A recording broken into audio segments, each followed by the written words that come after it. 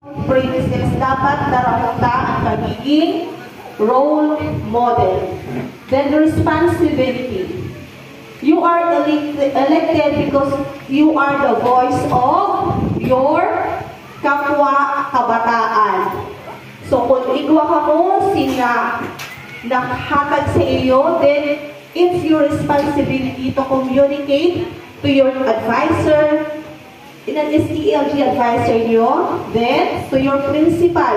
Kaya as kabataan, as kids, igwa ka mo sin voices na mababati namon kay you are important in this institution.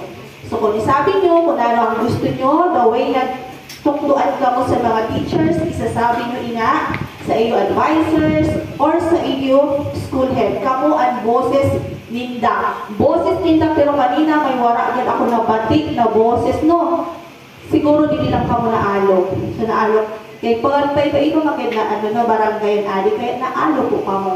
So responsibility nyo na ipaabot, i-communicate sa aton authority sa school at inda gusto mangyari sa school. So nakuha niyo po?